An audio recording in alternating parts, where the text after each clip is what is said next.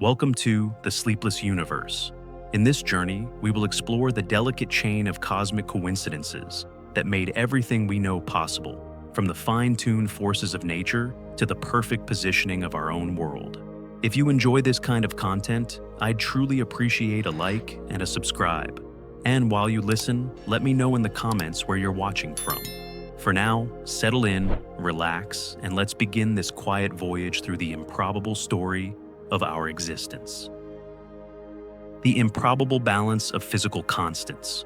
When we talk about the cosmic coincidences that shaped everything, few aspects are as striking as the fine balance of the physical constants that govern the universe. These constants are the numerical values embedded in the very fabric of reality.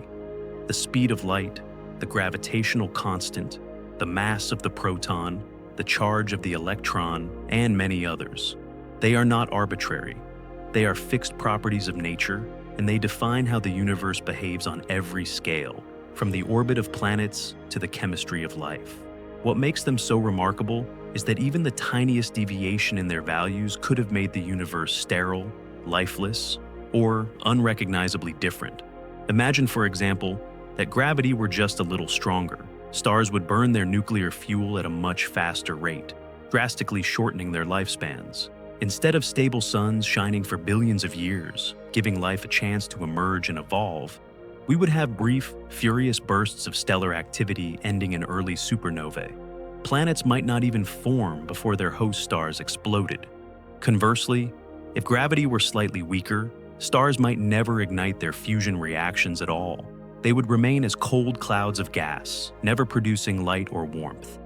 And the universe would be a vast, dark void filled with unlit matter. The same precarious balance appears when we look at the electromagnetic force, which governs how charged particles interact. If the electromagnetic force were much stronger, atoms would cling too tightly to their electrons, making chemical reactions sluggish or impossible. If it were weaker, atoms might not hold on to their electrons at all, and complex chemistry, the very foundation of biology, could never occur. The stability of molecules depends on this balance, which in turn depends on the ratio of the electron's charge to its mass, a ratio that seems almost suspiciously well suited for the chemistry of life. Then there's the strong nuclear force, which binds protons and neutrons together in atomic nuclei. If this force were only a few percent weaker, the nuclei of atoms heavier than hydrogen would fall apart, leaving the universe with little more than clouds of hydrogen gas. Without heavier elements like carbon, oxygen, and nitrogen, life as we know it would be impossible. If the strong force were stronger by a similar margin, nuclear reactions inside stars would proceed so quickly that all hydrogen would be consumed in the earliest epochs of the universe, again robbing stars of their long lifespans and leaving no time for life to arise. One of the most famous examples of this fine-tuning is the cosmological constant, a value that determines how quickly the universe expands. In modern cosmology, the cosmological constant is associated with the energy of empty space, or dark energy. Observations show that it is incredibly small, but not zero. If it were much larger, the universe would have expanded so rapidly after the Big Bang that matter would have been too diffuse to form stars and galaxies. If it were much smaller, gravity would have overwhelmed expansion, causing the universe to collapse back on itself before life could begin. The fact that the cosmological constant is just right for a long-lived, structured cosmos is one of the great puzzles of physics. These constants are independent in the sense that there is no known law that forces them to have the values they do, at least not yet. They could have been anything.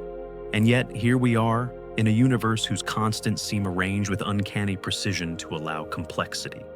This observation has led to a number of interpretations.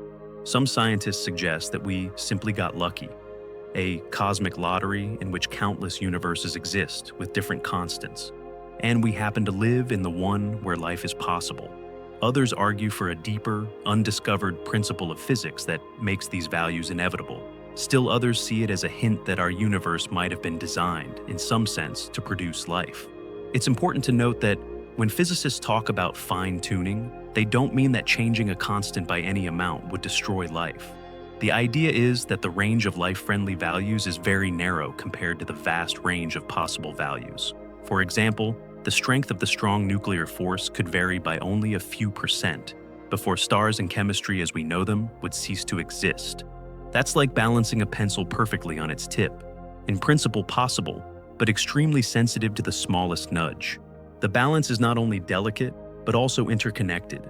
The constants work together like parts of a machine, and changing one might require changing others to keep the system stable. However, in our universe, they appear to be tuned in a way that makes life not just possible, but abundant enough to arise somewhere. The same laws that allow hydrogen atoms to exist also allow the fusion processes in stars, which in turn produce the heavier elements necessary for life. The same values that let gravity form planets also let chemistry flourish on their surfaces. Another striking example comes from the ratio of the masses of the proton and neutron. Neutrons are slightly heavier than protons, and this small difference is crucial. If the neutron were just a little lighter than the proton, free protons might decay into neutrons, and atoms as we know them would not exist. If the neutron were much heavier, it would decay so quickly that atomic nuclei could not hold together. That narrow mass difference, only about 1 part in 1,000, is the reason stable atoms exist at all. What's remarkable is that these coincidences are not obvious from the laws of physics alone. We can write down the equations for gravity, electromagnetism, and quantum mechanics without knowing the precise values of the constants. But without the right numbers plugged in, the universe those equations describe might be cold, empty, and dead. That makes the fact that we observe a vibrant, structured cosmos all the more striking. In the next part of this chapter, we will look deeper into how these constants interact during the earliest moments of the universe's history, and why their exact values determined whether stars, galaxies, and eventually life could emerge at all. We'll also explore some of the leading scientific ideas about why these constants have the values they do, from the multiverse hypothesis to the anthropic principle, and how these concepts attempt to explain the improbable balance that allowed everything we see to exist. To understand just how these constants shaped everything, we need to look back to the earliest fractions of a second after the Big Bang. In that unimaginable instant, the universe was an expanding sea of energy, far hotter and denser than anything we can recreate on Earth. Within the first trillionth of a second, the values of the fundamental constants had already set the stage for everything that followed. Gravity, the electromagnetic force, the strong and weak nuclear forces. All of them were locked in with their precise strengths, determining how matter would behave from that point onward. In the first few minutes after the Big Bang, a process called Big Bang nucleosynthesis began. This was when the universe cooled enough for protons and neutrons to bind together into light nuclei, primarily hydrogen, helium, and a trace of lithium. The exact ratio of protons to neutrons at that moment was determined by the weak nuclear force, which controls certain forms of radioactive decay. If this force had been slightly stronger or weaker, the balance of hydrogen and helium would have shifted dramatically. Too much helium in stars would ignite and burn through their fuel too quickly. Too little helium and the fusion processes that form heavier elements in stars would be severely hindered. The constants also dictated the density fluctuations in the early universe, tiny variations in matter density left over from quantum fluctuations during inflation. The strength of gravity, combined with the expansion rate set by the cosmological constant, determined whether these fluctuations would grow into galaxies or dissipate into uniform nothingness. If gravity had been weaker, the clumps of matter would never have grown dense enough to form stars. If it had been stronger, matter might have collapsed into black holes before stars could ignite. Another key relationship lies in the fine structure constant, a dimensionless number that measures the strength of the electromagnetic interaction. This constant affects how light interacts with matter, how atoms hold together, and how fusion works in stars. Even a change of a few percent could radically alter the periodic table of elements, affecting everything from the transparency of the atmosphere to the chemistry of DNA. This is not just about having the right elements. It's about having them in the right proportions and with the right properties to build the complex molecules life depends on. One of the most famous discussions about fine-tuning involves the so-called triple alpha process in stars. This is the reaction by which three helium nuclei fuse together to form carbon.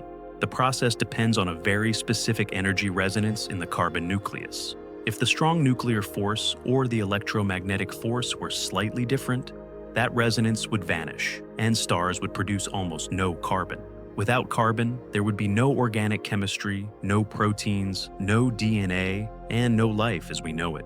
It's an example of how cosmic-scale physics can hinge on seemingly tiny numerical details. Physicists sometimes express this improbability in terms of life-permitting windows. Imagine all the possible values a constant could have, from 0 to infinity. The fraction of that range that allows a life-friendly universe is often vanishingly small. In some cases, it's less than 1 part in a trillion. This leads naturally to the anthropic principle, the idea that we observe these values precisely because only universes with these values can have observers in the first place. In other words, we shouldn't be surprised that the universe's constants are life-friendly, because if they weren't, we wouldn't be here to ask the question. However, the anthropic principle is not universally satisfying. Some physicists prefer to believe there is an undiscovered theory, a theory of everything, that would show these constants could never have been different in the first place. In that view, there's nothing special or improbable about them. They are simply the way they must be for the laws of physics to be consistent. Others invoke the multiverse hypothesis, the idea that there are countless universes with different constants, and we just happen to live in one of the rare universes where everything lines up for life. No matter the explanation, the fact remains. The delicate interplay of these constants governs everything from the lifespan of stars to the chemical bonds in our cells. Alter any of them, and the cosmic story changes dramatically. Without this exact combination of strengths and ratios, there would be no long-lived suns, no stable planets, no water, no carbon chemistry, and no chance for life to wonder about its own origins. It's easy to think of the laws of physics as abstract, unchanging truths. But the constants that give those laws their character are, in a sense, the settings of the universe. And those settings, against all probability, seem to be dialed in just right for complexity and consciousness to exist. That is why many scientists, philosophers, and even theologians regard the fine-tuning of physical constants as one of the most profound puzzles in all of science. With this understanding, we can now move to the next chapter, where we'll examine another critical cosmic coincidence, the mysterious imbalance between matter and antimatter. This subtle difference set in motion at the dawn of time ensured that something, rather than nothing, would remain to populate the universe, the birth of matter. If the story of the universe were a movie, the scene we are about to examine would be one of its most dramatic and consequential moments. It's the instant when the raw energy of the Big Bang was transformed into the building blocks of everything we see today. Every galaxy, every planet, every living creature. But what makes this chapter remarkable in the context of cosmic coincidences is not just that matter came into existence, but that there was more matter than antimatter. This seemingly tiny imbalance is the reason anything exists at all. To understand the magnitude of this coincidence, we first need to grasp the concept of matter and antimatter. In modern physics, matter consists of particles like protons, neutrons, and electrons. Antimatter is made of particles that mirror their matter counterparts in every way except for their electric charge. For example, the antiparticle of the electron is the positron, which has the same mass but a positive charge instead of a negative one. Similarly, there are antiprotons and antineutrons. When a particle of matter meets its antimatter twin, they annihilate each other in a burst of pure energy, leaving behind nothing but photons, particles of light. In the first fractions of a second after the Big Bang, the universe was so hot and dense that energy constantly converted into pairs of matter and antimatter, and those pairs just as quickly collided and vanished. Under perfectly symmetrical conditions, the amounts of matter and antimatter produced should have been exactly equal. If that had been the case, all of it would have annihilated within the first second, and the universe would be nothing more than a thin soup of photons, eternally expanding but devoid of any structure. There would be no stars, no planets, no observers to ask how it all began. But that's not what happened. For reasons still not fully understood, The early universe produced ever so slightly more matter than antimatter, roughly one extra particle of matter for every billion matter-antimatter pairs. This tiny excess survived after the Great Annihilation, becoming the matter that makes up everything today. Every atom in your body, every grain of sand, every drop of water, every star in the sky is made from that billionth of a percent surplus. This phenomenon is known as baryon asymmetry, and it is one of the great puzzles of cosmology and particle physics. The term baryon refers to particles like protons and neutrons, which are the heavy constituents of atoms. The asymmetry means that the laws of physics allowed slightly more baryons to exist than antibaryons in the earliest moments of the universe. But according to our current understanding, most fundamental interactions should treat matter and antimatter equally. So how did this imbalance come to be? One possibility is that the laws of physics are not perfectly symmetrical after all. There is a property called CP symmetry, which stands for charge conjugation, switching particles with antiparticles, and parity, reversing spatial coordinates like looking in a mirror. If CP symmetry were absolute, the behavior of matter and antimatter would be perfectly mirrored, and no asymmetry could arise. However, experiments in particle physics have shown that CP symmetry is violated in certain types of interactions, especially those involving particles called kaons and B mesons. These violations, while tiny, suggest that the universe does have a subtle preference for matter over antimatter. In the first microseconds after the Big Bang, such CP violations could have tipped the balance in favor of matter. Combined with other processes, such as baryon number violation, where reactions can change the total number of baryons, the conditions may have been just right to leave that 1 in a billion surplus. The specifics are still an open field of research, and scientists are exploring everything from high-energy particle collisions to the behavior of neutrinos in search of answers. Another key factor is the expansion rate of the early universe, governed by the interplay of the gravitational constant, the density of matter and energy, and the cosmological constant. The timing of cooling was crucial. If the universe had expanded too quickly, matter and antimatter would not have had time to annihilate completely, potentially leaving a chaotic, high-energy environment unsuitable for structure formation. If it had expanded too slowly, annihilation would have been so thorough that even the tiny excess of matter might have been erased by subsequent interactions. The actual expansion rate seems to have fallen into a range that both allowed the annihilation to occur and preserved just enough matter for galaxies to form. Temperature also played a decisive role. In those early moments, temperatures were measured in trillions of degrees. As the universe cooled, certain reactions froze out, meaning they stopped happening because particles no longer had enough energy to overcome barriers. The freeze-out of particle-antiparticle creation locked in the matter-antimatter imbalance. Again, the timing was everything. A small shift in the cooling rate or the masses of fundamental particles could have shifted the balance toward a sterile universe. The coincidence here is staggering. The survival of just one particle of matter out of a billion means that the observable universe, with its hundreds of billions of galaxies, each containing hundreds of billions of stars, arose from a vanishingly small initial surplus. If that surplus had been slightly smaller, there might have been too little matter to form complex structures. If it had been larger, the density of matter in the early universe might have caused it to collapse back on itself, or led to a cosmos dominated by massive black holes, leaving little room for life to evolve.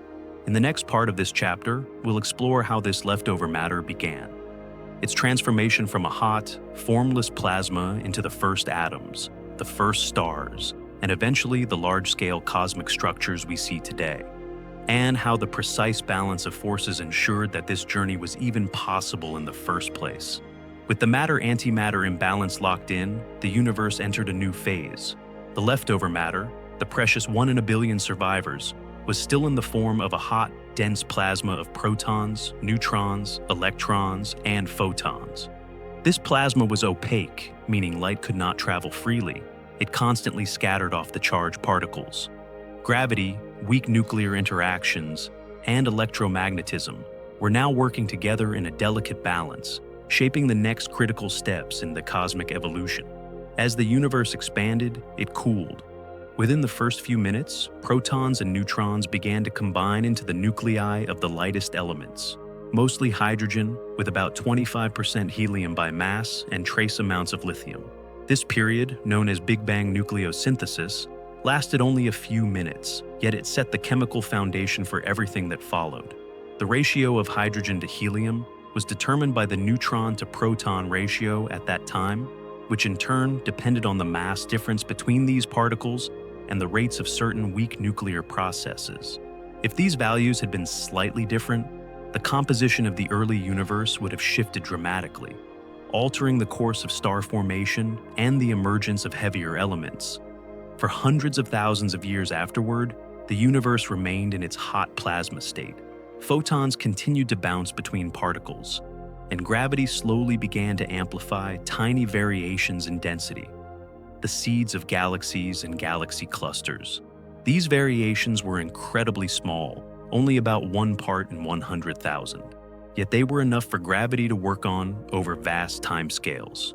Without these tiny ripples in density, the universe would have remained a uniform, featureless gas with no stars, planets, or life. Around 380,000 years after the Big Bang, the universe cooled enough for electrons to bind to nuclei, forming the first neutral atoms. This process, called recombination, was another critical turning point. Once neutral atoms formed, photons could travel freely through space for the first time. The light released during recombination is what we detect today as the cosmic microwave background, a faint glow filling the entire universe, carrying with it a detailed record of the conditions in those early moments. The properties of that background radiation, its temperature, its uniformity, and the subtle variations within it, are direct consequences of the matter, antimatter imbalance, and the exact values of the fundamental constants. If the baryon density had been different, the cosmic microwave background would have shown a different pattern, and the growth of cosmic structures would have unfolded differently. The entire large-scale architecture of the universe, the web of galaxies and clusters, was encoded in those early fluctuations. As neutral hydrogen and helium filled the cosmos, the so-called Dark Ages began, a time before the first stars ignited. During this period, gravity continued to draw matter together into increasingly dense regions. Eventually, in some of these regions, the gas became dense and hot enough for nuclear fusion to start. The first stars were born. These were massive, short-lived giants, hundreds of times the mass of our sun, burning their fuel in just a few million years before exploding as supernovae. These first stars had a transformative role in cosmic history. Through fusion in their cores, they forged heavier elements, carbon, oxygen, nitrogen, and more, elements that did not exist before.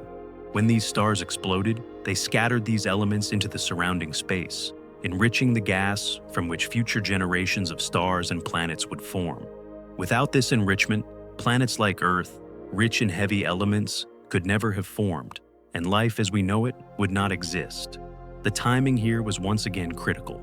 If star formation had begun too early, before enough large-scale structure could form, the resulting universe might have been dominated by massive black holes or scattered stellar remnants, leaving no quiet corners for life to develop. If it had begun too late, the universe would have expanded so much that matter would be too diffuse for stars to form at all. The balance between gravity pulling matter together and the overall expansion driven by the universe's energy content had to be just right to allow star formation to proceed in this life-friendly window.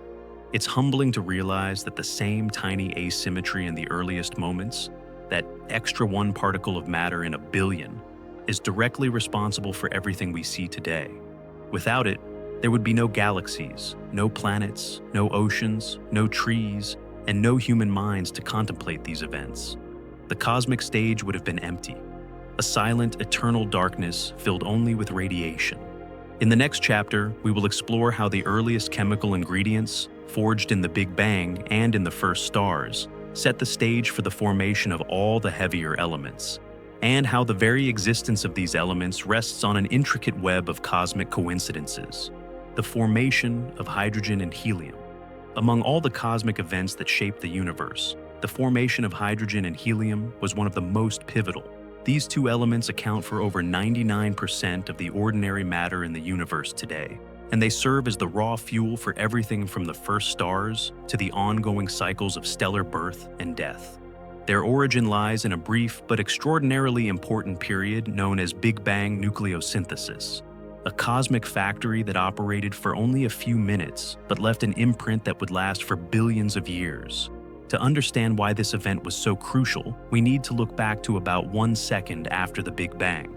The universe was unimaginably hot, with temperatures in the range of 10 billion degrees. At this point, it was filled with a dense, roiling soup of protons, neutrons, electrons, photons, and neutrinos. These particles collided constantly at high energies, and the balance between protons and neutrons was still being maintained by the weak nuclear force, which allowed them to convert into each other through interactions involving neutrinos. However, as the universe expanded, it cooled. By the time it was about 1 second old, the temperature had dropped enough that the rate of proton-neutron conversions slowed down. Neutrons, being slightly heavier than protons, began to decay into protons via beta decay, a process with a half-life of about 10 minutes.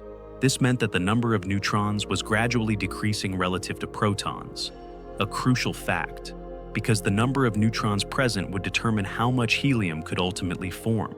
By the time the universe was about 3 minutes old, the temperature had fallen to around 1 billion degrees. This was the threshold for nuclear fusion to begin.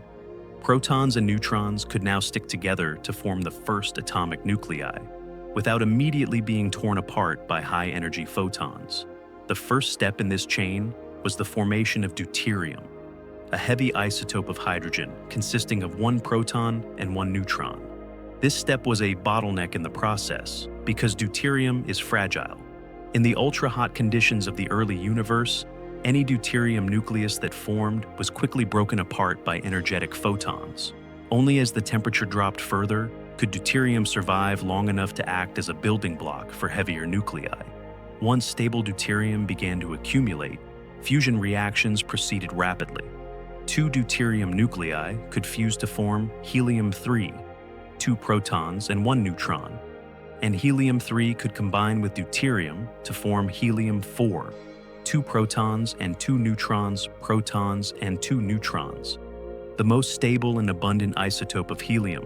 This process released enormous amounts of energy, but because the universe was expanding so quickly, the density and temperature fell rapidly, shutting down fusion after only about 20 minutes. The end result was a universe composed of roughly 75% hydrogen and 25% helium by mass, with tiny traces of deuterium, helium-3, and lithium-7. This composition is remarkably uniform across the cosmos, a testament to the fact that these elements were forged in a brief, universal event, rather than in localized stellar processes. The specific proportions are not arbitrary. They depend sensitively on the baryon-to-photon ratio in the early universe, the neutron-proton mass difference, and the expansion rate during those first few minutes. If any of these parameters had been slightly different, the balance of hydrogen and helium would have changed dramatically, altering the subsequent history of the cosmos. For example, if the neutron lifetime were shorter, fewer neutrons would have survived to form helium, and the universe would be almost entirely hydrogen. This might sound harmless, but without helium, the first stars would have evolved differently, and the synthesis of heavier elements could have been less efficient.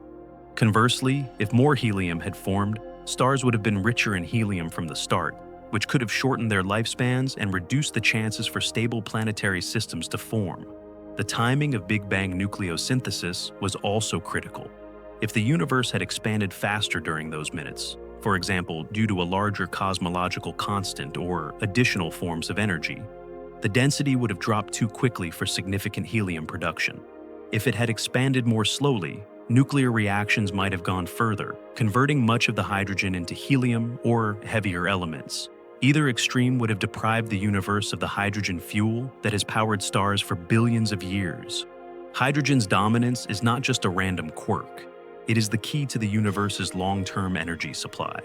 Hydrogen fusion in stars is the process that has illuminated galaxies for billions of years, driven planetary climates, and ultimately powered the chemistry of life.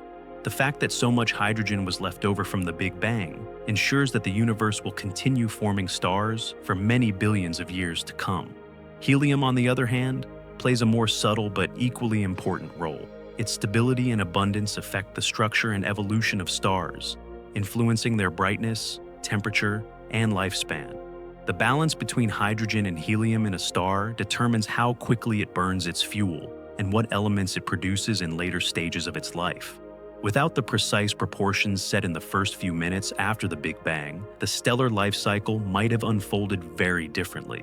In the next part of this chapter, we'll explore how the early formation of hydrogen and helium influenced the first generation of stars, why their uniform distribution across the universe was so important, and how the specific nuclear pathways during Big Bang nucleosynthesis reveal the deep interconnection between fundamental physics and the possibility of life. The story of hydrogen and helium does not end with their creation in the first few minutes. In many ways, that was only the beginning. Their uniform distribution throughout space shaped the conditions under which the first stars could form, and the proportions established by Big Bang nucleosynthesis dictated how those stars would evolve. When the universe emerged from its dark ages, gravity began pulling matter into small, overdense regions. The faint ripples in density imprinted on the cosmic microwave background. Because hydrogen and helium were spread almost perfectly evenly across the cosmos, the collapse of these regions proceeded in a balanced way, without the chaotic chemical differences that might have existed if heavier elements had been present. This uniformity allowed the first generation of stars, known as population 3 stars, to form from pristine clouds of hydrogen and helium gas. Population 3 stars were unlike anything in the modern universe. With no heavier elements to cool the collapsing gas, these stars tended to be extremely massive, often hundreds of times the mass of the Sun. The absence of metals, in astronomy, all elements heavier than helium are called metals, meant their internal structure, temperature, and fusion processes were different from stars today. They burned hotter and brighter, lived short lives of only a few million years, and ended in cataclysmic supernovae or direct collapse into black holes. These stars were the first engines of chemical change in the universe. In their cores, hydrogen fused into helium, and helium into heavier elements such as carbon and oxygen. When these stars exploded, they dispersed these new elements into space, enriching the interstellar medium and enabling future generations of stars to form with more complex chemistry. The entire chain of cosmic evolution, from rocky planets to living organisms, depended on this first wave of chemical enrichment, which in turn depended on the precise initial mix of hydrogen and helium. The hydrogen to helium ratio also had important consequences for the stability of these early stars. Hydrogen fusion is a relatively slow and steady process, allowing stars to shine for long periods. Helium fusion, by contrast, proceeds much more rapidly and requires higher temperatures. If the primordial helium fraction had been much higher, stars might have exhausted their fuel more quickly, leaving less time for life to emerge around them. If it had been much lower, the production of carbon and oxygen in stars could have been severely reduced, limiting the complexity of future chemistry. There is also an intriguing link between hydrogen and the transparency of the universe. Before the first stars formed, the universe was filled with neutral hydrogen, which readily absorbs certain wavelengths of light. This neutral hydrogen made the cosmos dark, invisible, and ultraviolet light. But as the first stars and galaxies ignited, their intense radiation began to reionize the hydrogen, stripping electrons from its atoms. This epoch of reionization transformed the universe into a transparent place where light could travel vast distances. Without the vast reservoirs of hydrogen left by the Big Bang, this dramatic transformation would never have occurred.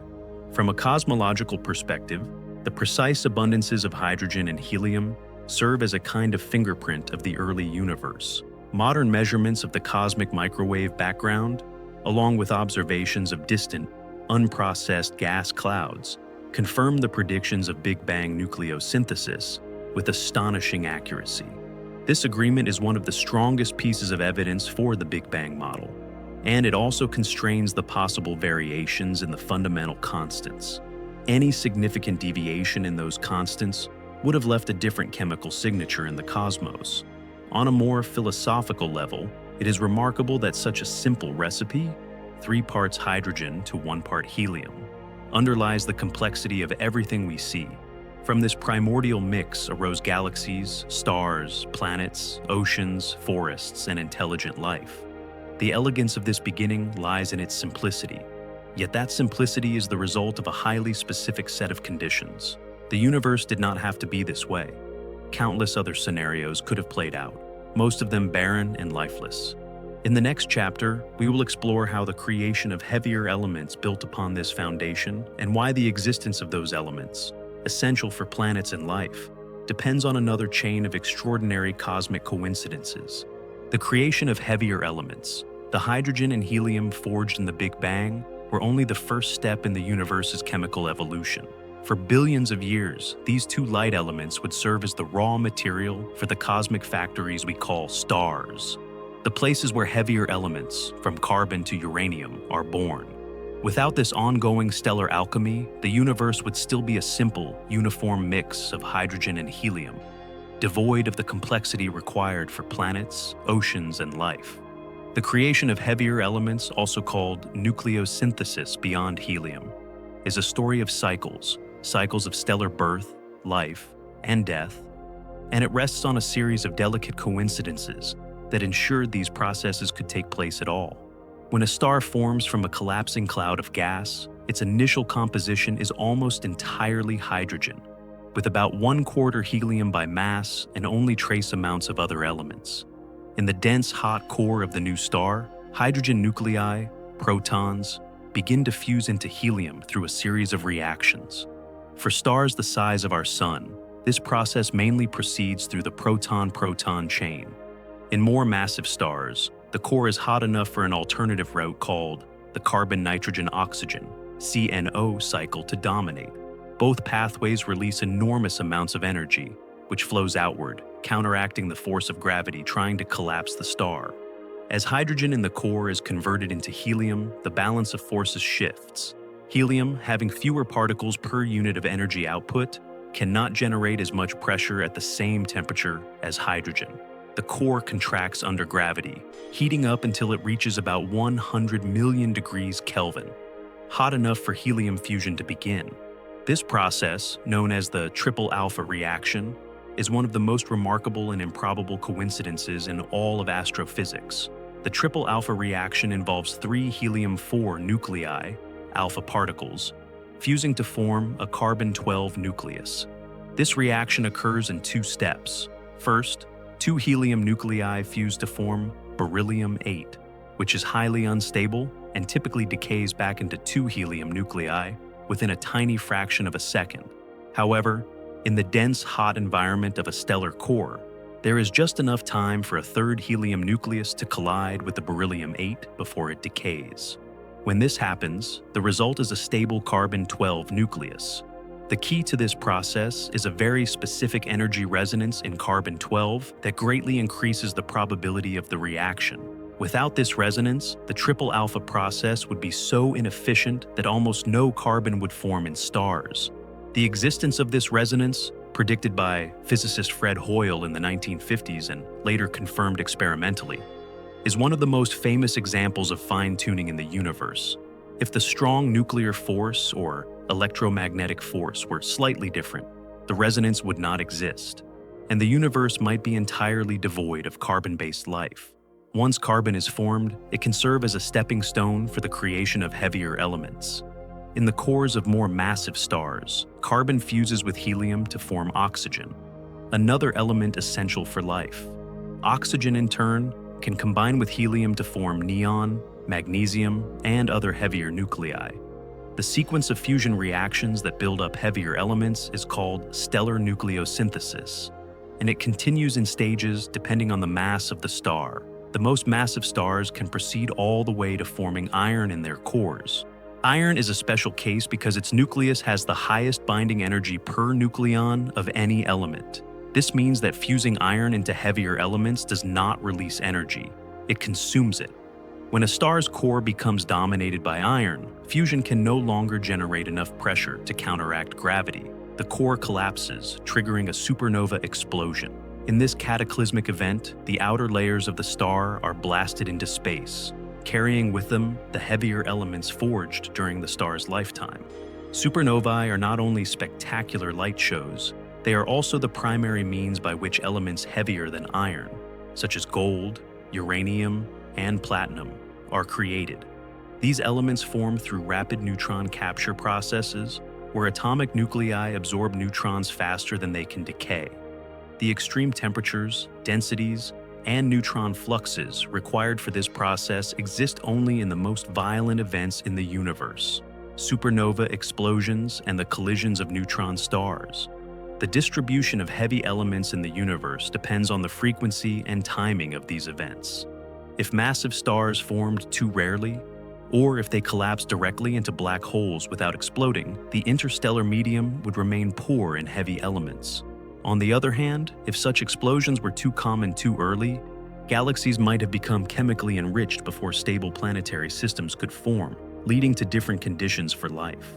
Our own solar system, with its particular mix of elements, seems to have formed at a sweet spot in galactic history. Late enough to inherit rich chemical diversity from earlier generations of stars, but early enough that heavy elements had not yet been locked away in too many compact remnants. The creation of heavier elements is also intertwined with the physics of stellar lifetimes. Massive stars burn through their fuel quickly, sometimes in just a few million years, but they are the main sources of many life-essential elements. Smaller stars live much longer, providing stable energy sources for billions of years, but they produce fewer heavy elements. The interplay between these two stellar populations ensures that galaxies have both the heavy elements needed for planets and the long-lived stars needed to host them.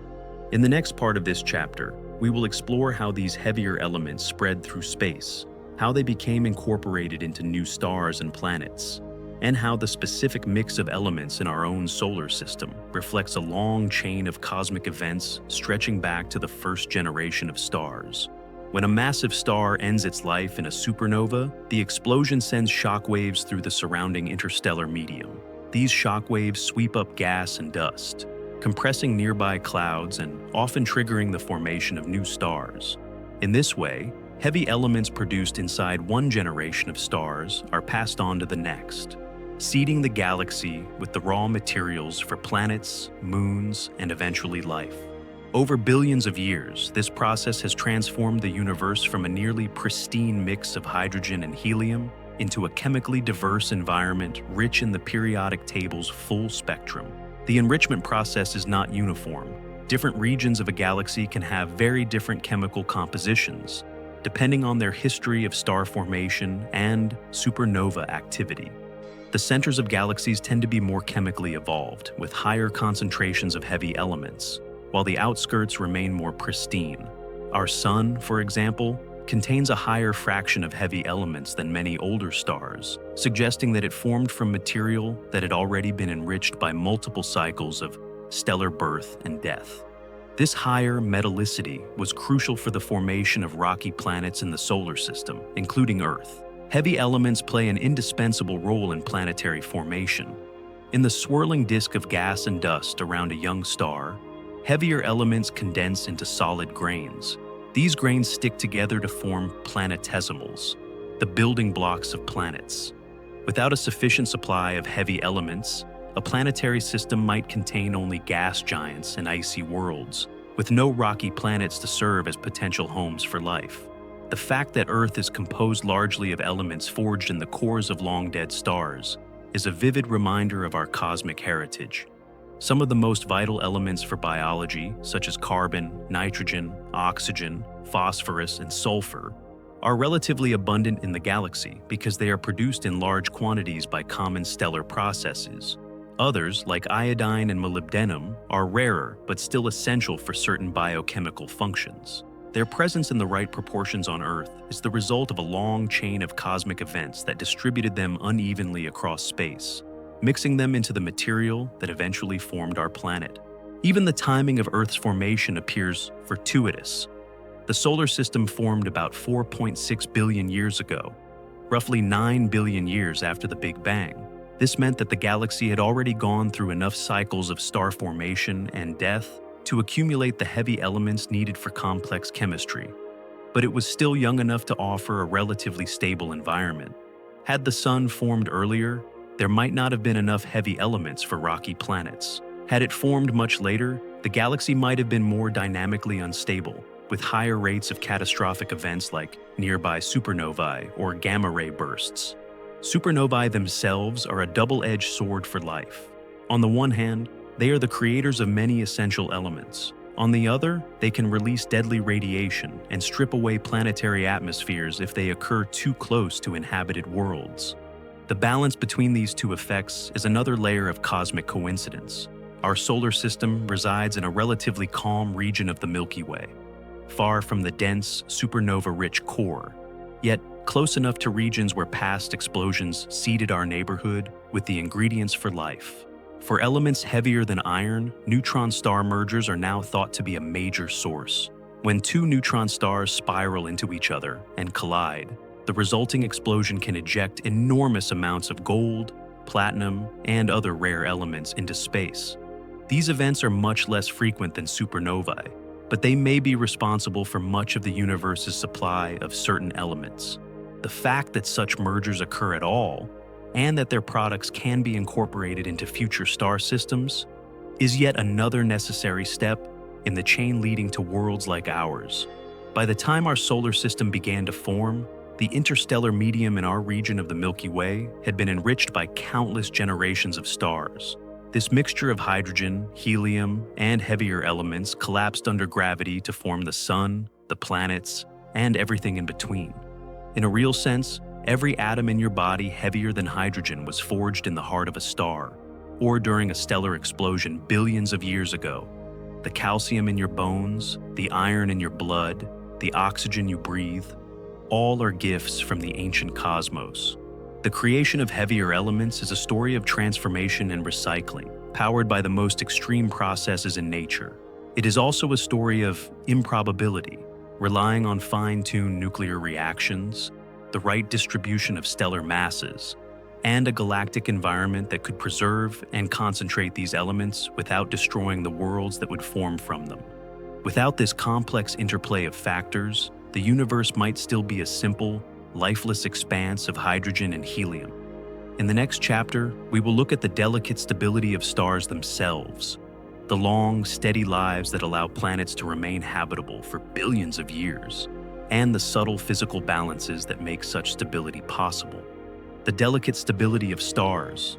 Stars are often described as the engines of the universe, converting simple elements into more complex ones while bathing their surroundings in light and heat. But their role in making life possible depends on more than just their ability to shine.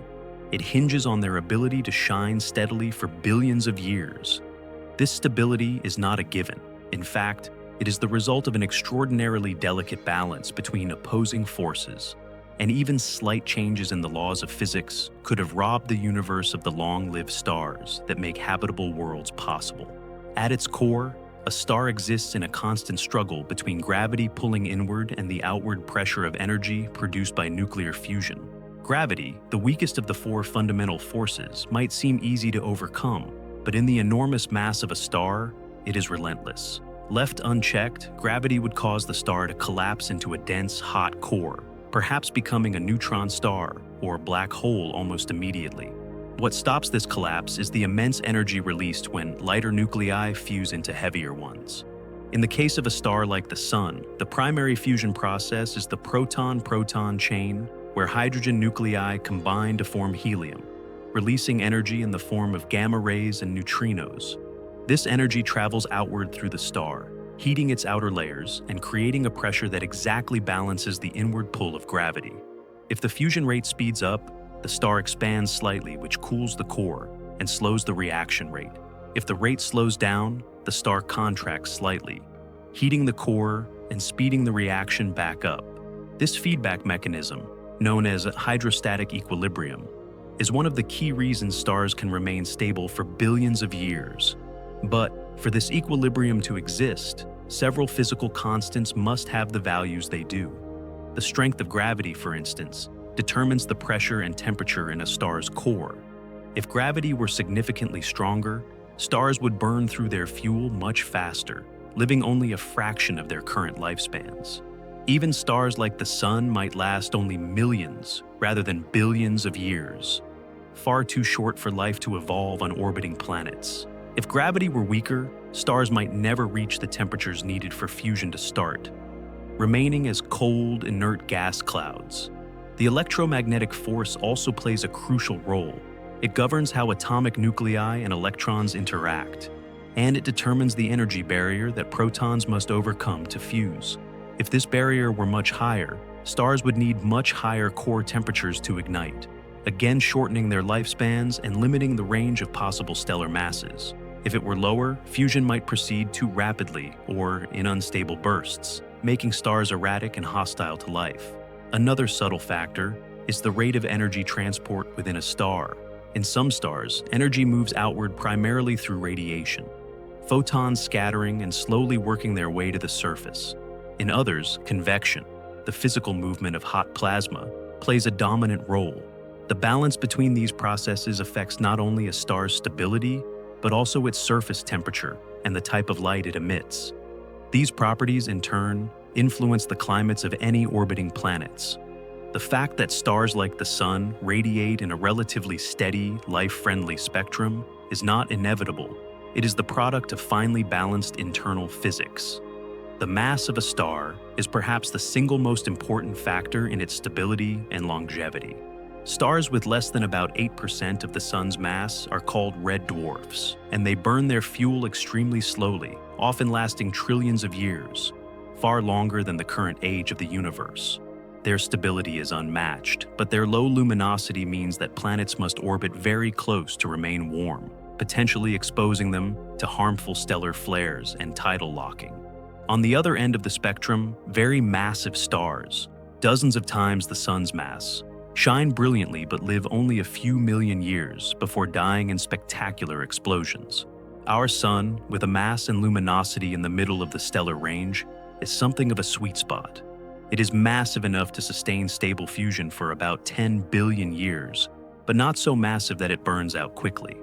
It emits a relatively steady stream of light and radiation, with only minor fluctuations, providing a stable energy environment for Earth's climate and biosphere. The fact that such stars exist at all is due to the interplay of physical constants, initial conditions in star-forming clouds, and the dynamics of galactic evolution. The delicate stability of stars is also tied to the processes that regulate their composition over time. As a star fuses hydrogen into helium, its core gradually changes in density and temperature. In a balanced star like the Sun, this evolution happens slowly enough that planets have billions of years to develop complex ecosystems. In less stable stars, core changes can happen rapidly, leading to violent outbursts or dramatic shifts in luminosity. These fluctuations could make it difficult, if not impossible, for life to survive over geological timescales. Another coincidence is the distribution of stellar types in the universe. The majority of stars are red dwarfs, with smaller numbers of Sun-like stars and an even smaller fraction of massive stars. This distribution, known as the initial mass function, means that while most stars are extremely long-lived, there are enough intermediate mass stars to provide bright, stable energy sources for planets at comfortable distances. If the initial mass function were skewed toward massive stars, the galaxy would be brighter but short-lived. If it were dominated by ultra-low mass stars, habitable planets might be rarer due to the challenges of close-in orbits around dim stars. In the next part of this chapter, we'll examine how stars maintain their stability over billions of years despite slow changes in their cores, and how even small deviations in their behavior could radically alter the prospects for life across the universe. A star's long-term stability is not a static condition. It is an evolving balance. Over time, as hydrogen in the core is steadily converted into helium, the core slowly contracts under gravity. This contraction raises the temperature and pressure, increasing the rate of fusion. As a result, a star like the Sun gradually becomes brighter over billions of years. For Earth, this means that the Sun's energy output was about 30% lower when life first appeared than it is today. The fact that Earth has remained habitable despite this gradual brightening is due not only to stellar stability, but also to planetary feedback systems, such as the carbon silicate cycle, that help regulate climate. Without the star's predictable, slow changes, such planetary systems might not be able to keep pace. This gradual increase in luminosity illustrates another coincidence. The time scale of stellar evolution for sun-like stars is well matched to the time scale of biological evolution on Earth. If the sun brightened more rapidly, Earth's surface could have overheated before complex life had time to develop. If it brightened more slowly, the planet might have remained frozen for much of its history, potentially delaying or preventing the emergence of life altogether. Massive stars tell a different story. They undergo more dramatic internal changes during their lifetimes, with fusion progressing through heavier and heavier elements until iron forms in the core. This process happens in rapid bursts compared to the calm, steady burning of smaller stars. For these giants, stability is fleeting, but their role in the cosmos is still vital. They enrich the interstellar medium with heavy elements and shape the structure of galaxies with their powerful winds and supernova explosions. However, their brief lives mean they are unlikely to host planets that can develop complex ecosystems before the star dies. Low-mass red dwarfs represent the opposite extreme. They burn so slowly that they can remain stable for trillions of years, longer than the current age of the universe. Their stability is unmatched, but they pose other challenges.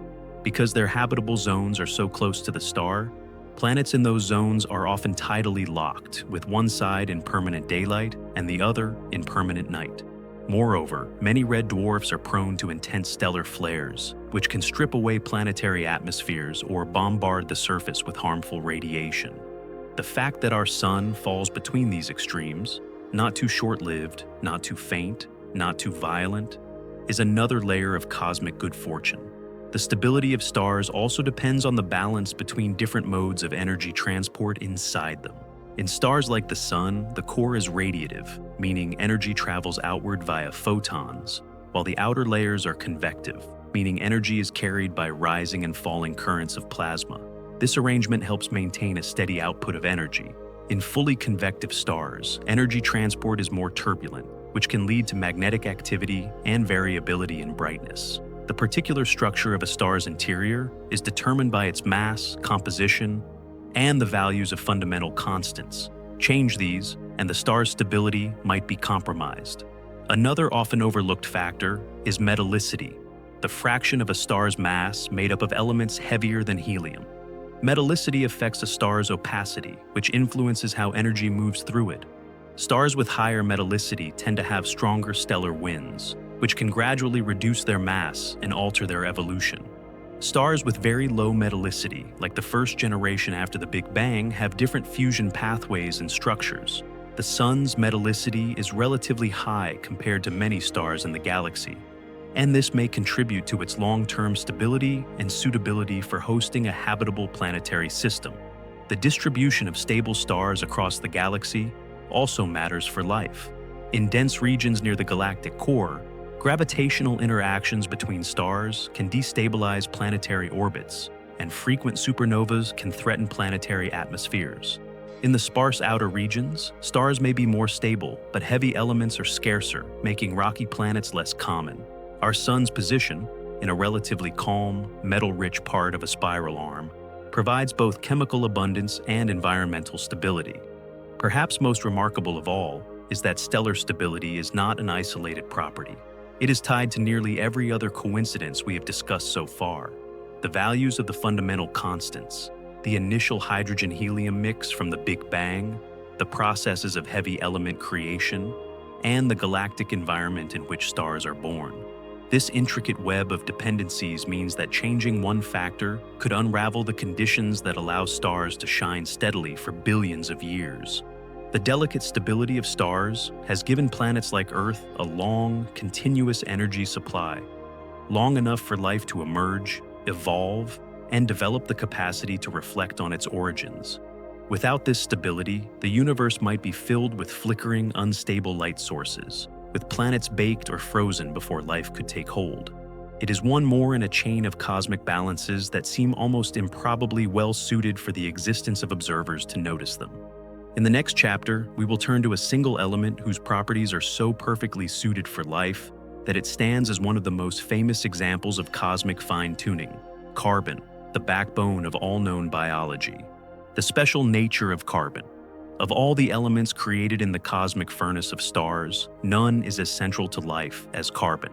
This single element forms the backbone of every known biological molecule, from the DNA that encodes genetic information to the proteins that carry out the work of cells. Its role in life is so fundamental that many scientists believe carbon-based life is not just common on Earth, but the most probable form of life anywhere in the universe. Yet, the very existence of carbon and the remarkable set of chemical properties that make it so versatile depend on a chain of coincidences stretching from the first stars to the fundamental constants of nature. Carbon's special status begins with its unique bonding capabilities. Unlike most elements, carbon can form 4 stable covalent bonds with other atoms. This allows it to act as a versatile connector, building molecules in an astonishing variety of shapes. Long chains, branching trees, flat rings, and complex 3-dimensional frameworks. These structures can be stable enough to persist over time, yet reactive enough to participate in the chemistry of life. No other element strikes this balance quite as perfectly. The ability to form double and triple bonds further expands carbon's chemical repertoire, enabling the creation of molecules with diverse reactivity and stability. This is why carbon can serve as the foundation for both the rigid structures of cell walls and the flexible molecules that transmit signals or store energy. Silicon, often imagined as an alternative basis for life in science fiction, can also form 4 bonds, but its bonds are generally weaker and less versatile, especially in water-rich environments. Silicon-based molecules tend to be more brittle and less chemically diverse, making them a less likely foundation for complex biochemistry. From a cosmic perspective, however, the question is not just why carbon is chemically suited for life, but why there is so much of it in the universe at all. The answer lies in the triple alpha process inside stars, a nuclear reaction that, as we saw earlier, depends on an extraordinary coincidence in the energy levels of carbon-12. Without this resonance, the formation of carbon in stars would be vanishingly rare, and the universe would be almost entirely devoid of it. This resonance, predicted by astrophysicist Fred Hoyle, occurs at just the right energy for 3 helium nuclei to combine efficiently. The process starts when 2 helium nuclei fuse to form beryllium-8, which is extremely unstable and usually decays back into 2 helium nuclei in a fraction of a second. However, in the hot, dense core of a star, a 3rd helium nucleus can collide with the beryllium-8 before it falls apart.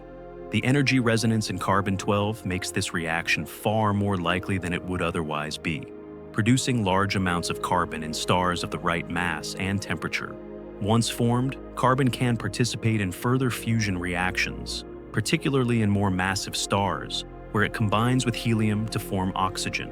This interplay between carbon and oxygen production is itself a finely tuned balance. If the strong nuclear force were slightly stronger, carbon would be more easily converted into oxygen, and far less would remain available for life. If it were weaker, the triple alpha process would be less efficient, and oxygen production would suffer, altering the chemistry of potential biospheres. The observed balance between carbon and oxygen abundances is one of the most striking examples of how small changes in the laws of physics could lead to a lifeless universe. Beyond its role in biology, carbon plays key roles in planetary environments. On Earth, the carbon cycle, the movement of carbon between the atmosphere, oceans, living organisms, and rocks, acts as a long-term climate regulator. Carbon dioxide in the atmosphere traps heat, keeping the planet warm enough for liquid water. But too much CO2 can lead to overheating, while too little can trigger global glaciations. Geological processes, such as the weathering of rocks and volcanic outgassing, help maintain a balance over millions of years. Without this planetary-scale carbon cycle, Earth's climate might have swung wildly between extremes, making it less hospitable to life. Carbon's versatility extends beyond biology and climate. It is the basis for countless minerals and compounds, from the crystalline perfection of diamonds to the layered sheets of graphite, from the fragile beauty of carbonates to the vast complexity of organic molecules in interstellar space. In fact, astronomers have detected carbon compounds, including amino acid precursors, in interstellar dust clouds and on comets. This suggests that carbon chemistry is widespread in the galaxy, potentially providing the raw ingredients for life wherever the conditions are right. But for carbon to be abundant enough for life, it must be produced and distributed efficiently across the cosmos. This requires multiple generations of stars, especially intermediate mass stars, which release carbon into space during their red giant phase. Unlike massive stars that explode as supernovae, these stars shed their outer layers more gently, enriching the interstellar medium without destroying nearby planetary systems. The timing and distribution of carbon enrichment thus depend on the mix of stellar masses in a galaxy, the rates of star formation, and the dynamics of how material moves through interstellar space. In the next part of this chapter, we'll explore how carbon's cosmic journey continues from its creation in stars to its incorporation into planets, how its unique properties shape the possibilities for life, and why its abundance in our solar system is another remarkable example of the universe's apparent fine-tuning. After being forged in the hearts of stars, carbon embarks on a long and intricate journey before it can become part of a living cell. When stars like the Sun reach the later stages of their evolution, they swell into red giants and begin to shed their outer layers into space. These layers, enriched with carbon and other elements, form expanding clouds known as planetary nebulae. Over tens of thousands of years, these nebulae disperse into the interstellar medium, seeding their surroundings with the raw materials for new generations of stars and planets. The distribution of carbon through the galaxy is far from uniform. Regions with active star formation tend to have higher concentrations of carbon because they contain more intermediate mass stars in the red giant phase. These regions also tend to be chemically richer overall, making them prime locations for the formation of rocky planets and potentially habitable environments. Our solar system formed in one such enriched region about 4.6 billion years ago, inheriting a mix of carbon from countless previous stars. Once carbon becomes part of a planetary system, its fate depends on the conditions within that system. On young Earth, carbon arrived in multiple forms, as carbon dioxide in the atmosphere, as carbonates in minerals, and as complex organic molecules likely delivered by meteorites and comets. Some of these molecules may have formed in space, in the cold, dense molecular clouds where new stars are born. Observations of these clouds reveal a surprising chemical richness, with carbon-based compounds including formaldehyde, methanol, and even simple amino acids. This interstellar prebiotic chemistry suggests that the building blocks of life could be common throughout the galaxy. Carbon's chemistry is also unusually compatible with water, the solvent for all known life. Many carbon-based molecules dissolve easily in water, allowing them to interact, react, and form larger structures. At the same time, carbon can form stable molecules that are insoluble in water, creating membranes and compartments essential for cellular life.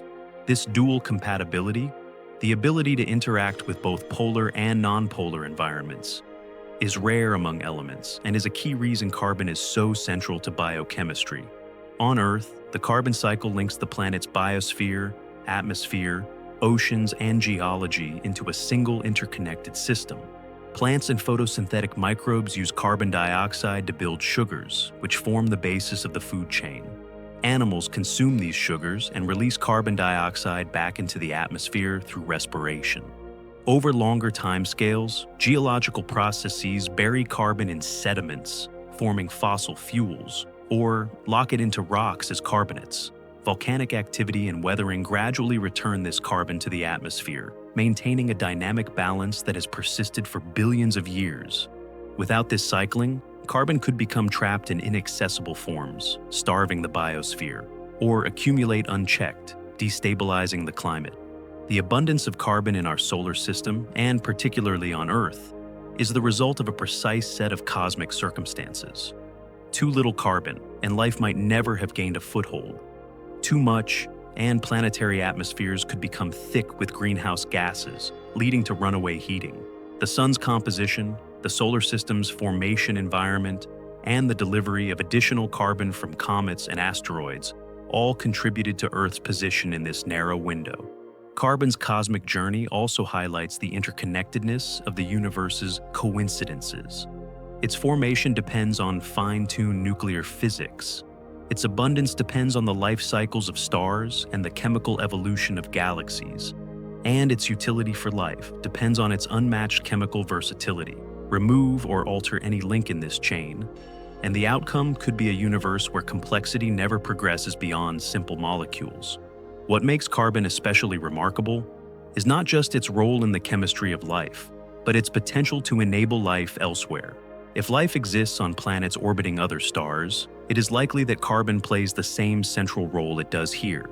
The universal laws of chemistry do not change from one star system to another, and carbon's capabilities as a molecular architect remain unrivaled. In this sense, carbon is a bridge between the vast, impersonal processes of astrophysics and the intimate, intricate complexity of biology. In the next chapter, we will shift our attention from individual elements to larger-scale coincidences, beginning with the position of our solar system in the galaxy, a location that may be far more important for life than it first appears. The positioning of our solar system. The universe is vast, and galaxies like the Milky Way contain hundreds of billions of stars. Against this backdrop, the sun's location might seem arbitrary, just another point of light in an endless sea. But when it comes to the potential for life, not all addresses in the galaxy are equally desirable. The position of our solar system appears to fall within a relatively narrow range of conditions that balance safety, resource availability, and long-term stability. This galactic habitable zone may be just as important as a planet's own habitable zone around its star. The Milky Way is a barred spiral galaxy, roughly 100,000 light-years in diameter, with sweeping arms that wind outward from a dense central bulge. Our Sun resides about 27,000 light-years from the galactic center, in one of the quieter suburbs of the galaxy. This location offers a unique balance, close enough to the center to have benefited from generations of star formation and chemical enrichment, but far enough away to avoid many of the dangers that come with living in a more crowded, energetic region. Near the galactic center, star density is extremely high. Massive stars form in abundance, and their short lives end in frequent supernova explosions. These events can bathe nearby systems in intense radiation, potentially stripping away atmospheres and sterilizing planets. The central region also harbors a supermassive black hole, Sagittarius A, whose activity can occasionally produce energetic outbursts. While such events may be rare on human timescales, they can be catastrophic for life on planets too close by. In addition, the gravitational interactions between stars and dense regions can destabilize planetary orbits, increasing the risk of collisions or ejections. The outer edges of the galaxy, by contrast, are chemically poorer. Heavy elements, everything heavier than helium, are forged in stars and spread by supernovae. In the sparsely populated outer disk, star formation is less frequent and fewer heavy elements accumulate. This makes it harder for rocky planets to form, since metals like iron, silicon, and magnesium are essential building blocks. A star forming too far out might end up with planets composed mostly of gas and ice, lacking the solid surfaces and complex chemistry needed for life as we know it. Our solar system sits in a kind of sweet spot, sometimes referred to as the galactic habitable zone. Here, the concentration of heavy elements is high enough to have formed Earth and other rocky planets, but the density of stars is low enough to reduce the risks from close stellar encounters and high-energy events. We orbit in the Orion Arm, a relatively minor spiral arm located between two larger ones, Sagittarius and Perseus. This inter-arm region is calmer than the arms themselves, where star formation, and therefore supernova activity, is more intense. Another fortunate aspect of our location is the Sun's nearly circular orbit around the galaxy. Stars on more eccentric orbits pass through different regions, sometimes venturing closer to the galactic center or into denser spiral arms, where conditions are more hazardous. The Sun's stable low-eccentricity path helps keep it in the same, relatively safe region for hundreds of millions of years at a time. This long-term stability may have been essential for the uninterrupted development of life on Earth. The Sun's vertical motion relative to the galactic plane also plays a role. Like many stars, the Sun oscillates up and down through the plane of the galaxy over tens of millions of years. When it passes through the denser mid-plane, it might be more exposed to supernovae, gamma-ray bursts, and gravitational disturbances that could send comets from the outer solar system hurtling toward the inner planets. Our current position appears to be slightly above the galactic plane, which may offer a modest reduction in such risks. Beyond large-scale positioning, our local stellar neighborhood is unusually quiet. The nearest star system, Alpha Centauri, is more than 4 light-years away, a comfortable distance that minimizes gravitational disturbances. The local density of stars is relatively low compared to other parts of the galaxy, which reduces the odds of catastrophic encounters. At the same time, our neighborhood contains enough stars to make interstellar exploration an intriguing possibility for any future spacefaring civilization. This fortunate positioning extends back to the solar system's formation. The cloud of gas and dust that collapsed to form the Sun likely contained material enriched by one or more nearby supernovae, providing the heavy elements necessary for planet formation. However, it must not have been so close to these explosions that the forming planets were sterilized or destroyed. The timing and distance from these enriching events had to be just right. Another example of the delicate balances in cosmic history. In the next part of this chapter, we will explore how our solar system's galactic position has influenced Earth's history over geological timescales, from possible links between mass extinctions and our movement through the galaxy, to how our location shapes the potential for life elsewhere in the Milky Way. Over the course of hundreds of millions of years, the Sun's journey around the Milky Way has subtly influenced conditions on Earth. Our orbit carries us through regions with different stellar densities, varying levels of cosmic radiation, and differing probabilities of close encounters with other stars or molecular clouds. Some scientists have suggested that certain mass extinction events in Earth's history may correlate with these galactic passages, though the evidence remains debated. For example, as the Sun moves through denser regions or spiral arms, the increased supernova rate could raise the cosmic ray flux reaching Earth, potentially affecting climate or increasing mutation rates. Another potential hazard tied to our galactic path is the destabilization of the Oort cloud, the vast shell of icy bodies that surrounds the solar system. Passing stars or giant molecular clouds can gravitationally disturb this reservoir, sending comets plunging into the inner solar system. While most such comets miss Earth entirely, occasional impacts can have dramatic consequences, as seen in the extinction of the non-avian dinosaurs 66 million years ago. The fact that such events are rare enough for complex life to persist suggests our current orbit avoids the most hazardous regions for long stretches of time. The Sun's position also influences the likelihood of gamma-ray bursts, GRBS, impacting Earth. These bursts, among the most energetic events in the universe, are thought to result from massive star collapses or neutron-star mergers. A nearby GRB could strip away part of Earth's atmosphere, exposing the surface to harmful ultraviolet radiation. GRBs are more likely in regions with high star formation rates, such as the inner galaxy and dense spiral arms. Our location in a calmer inter-arm zone may significantly reduce this risk. On a more positive note, our position offers an excellent vantage point for astronomical observation. We are far enough from the galactic center that its dense star fields and dust clouds do not overwhelm our view of the broader universe, but close enough that we can still observe much of the galaxy in detail. This unobstructed view has allowed humanity to study distant galaxies, map the cosmic microwave background, and detect subtle patterns in the distribution of galaxies, all of which contribute to our understanding of cosmic history. The Sun's orbital stability also benefits the long-term climate of Earth. If the Sun's path were more erratic, gravitational perturbations from encounters with massive objects could alter the inclination or eccentricity of the planet's orbits. Even small changes in Earth's orbit could have large effects on climate, potentially leading to prolonged ice ages or hothouse periods. While natural climate fluctuations have occurred throughout Earth's history, they have generally been within a range that life can adapt to, a stability that might not be possible in a more dynamically chaotic region of the galaxy. Interestingly, our location also seems favorable for the development of technological civilizations. If we lived closer to the galactic center, intense radiation and frequent cataclysms might make long-term survival difficult.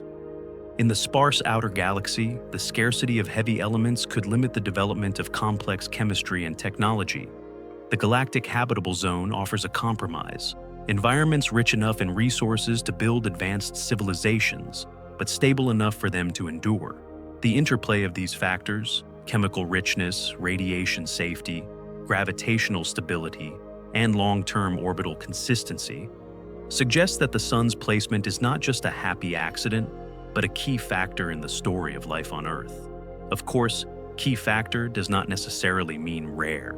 The Milky Way is vast, and many other stars likely occupy similarly favorable positions. But even if such conditions are not unique, they are far from universal, and their combination in our solar system underscores the remarkable chain of coincidences that make our existence possible. In the next chapter, we will narrow our focus from the scale of the galaxy to the scale of a single planet, Earth, and explore the rare stability of its climate over billions of years, another crucial element in the chain of conditions that have allowed life to flourish. The rare stability of Earth's climate. Life on Earth has endured for more than 3.5 billion years, through vast stretches of time in which continents have drifted, mountains have risen and eroded, and species have evolved and gone extinct. While the planet has experienced ice ages, warm periods, and dramatic environmental changes, its overall climate has remained within a range that allows liquid water to persist on its surface. This stability is not guaranteed. In fact, it is the product of an intricate web of planetary feedback mechanisms, orbital dynamics, and cosmic circumstances that have kept Earth habitable for billions of years. At the most basic level, Earth's climate is governed by the balance between the energy it receives from the Sun and the energy it radiates back into space. This balance depends on the Sun's brightness, Earth's distance from the Sun, the reflectivity, albedo of its surface, and the composition of its atmosphere. Any significant change in these factors could push the climate toward a frozen or overheated state. That such changes have been buffered over geological timescales is one of the key reasons life has been able to persist. One of the most important stabilizing forces is the carbon-silicate cycle, a geological feedback mechanism that regulates atmospheric carbon dioxide, CO2, over millions of years. CO2 is a potent greenhouse gas, trapping heat in the atmosphere. When Earth's climate warms, chemical weathering of rocks speeds up, drawing CO2 out of the atmosphere and locking it into carbonate minerals.